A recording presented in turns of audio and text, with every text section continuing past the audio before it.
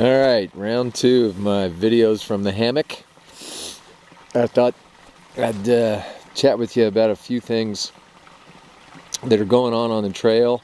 You may have just watched a video I shot earlier today up on Baldpate Mtn, and it was windy up there and it was hard for me to tell when the wind was going to affect the microphone, so I apologize when some of the dialogue cuts out, but mostly you didn't want to hear from me, you wanted to see the views anyway.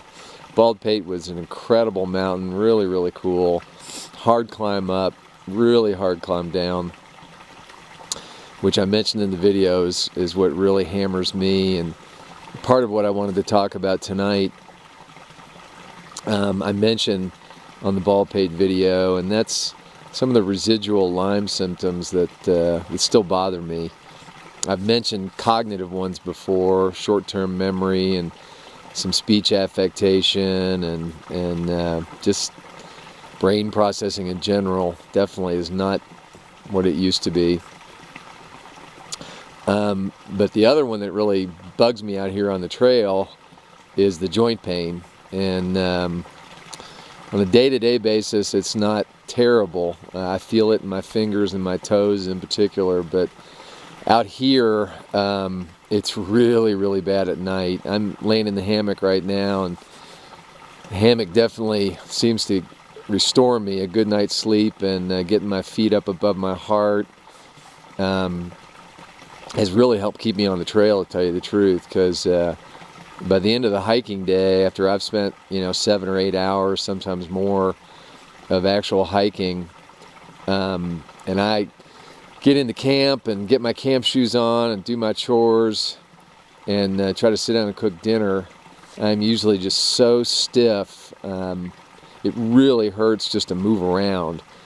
My feet hurt so bad that after I've sat for 15 or 20 minutes and get up, I probably look like I'm 90 years old trying to walk around camp, because it takes a while for kind of the blood to get flowing again, and even getting up off the ground is kind of a circus act for me.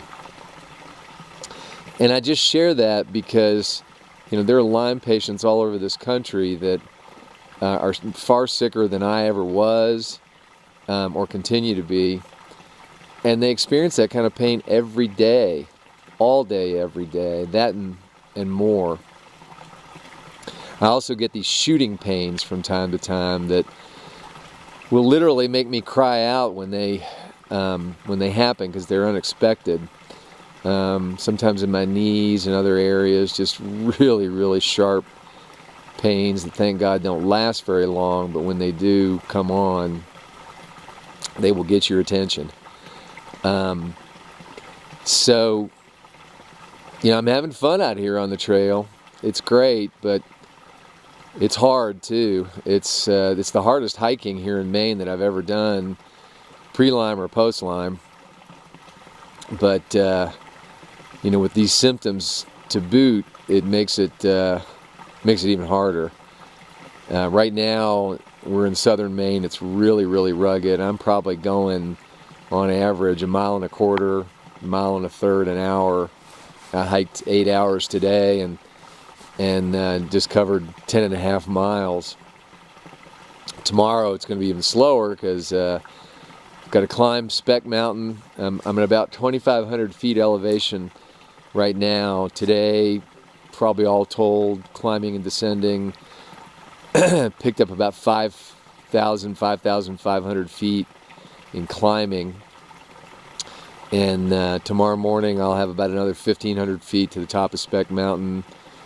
Some ups and downs on top, and then I come down 1,000 feet in less than a mile on Mahoosuc Arm, which quite frankly intimidates me. The steep descents are pretty hairy around here. A false step and you could really get hurt, and thank God it's going to be dry tomorrow. Once I get to the bottom, then I get to do what many call the most fun mile, also the most difficult mile on the AT, and that's something called the Mahoosuc Notch. I mentioned in the other video.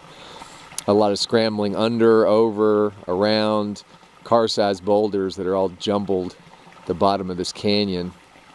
It's such a narrow canyon that there's actually snow and ice at the bottom of some of these little nooks and crannies that never melts. So I imagine I'll try and get some video of that if I can, if it's not too dark. So going to try to get a good night's sleep tonight. See if my feet, knees, ankles, toes, fingers, and wrists, those are the ones that really speak to me at the end of the day. So I'm using trekking poles, and yeah, my fingers and wrists get a workout too, just trying to help prod myself up these climbs and down. Hope they're recovered, and we'll get on down the trail. The ankle's doing pretty decent. The one that took me to the clinic, it hurts, but it's not getting worse. I think it's actually getting a little better. And hopefully day after tomorrow I'll be in New Hampshire. One state down, 13 more to go. Although Maine is the second longest stretch of the AT in the nation at 281 miles. Virginia has about 525. And Maine is definitely the hardest one. It'll feel really good to cross that first state line. And then I'll start the White Mountains in New Hampshire, supposedly the second hardest state.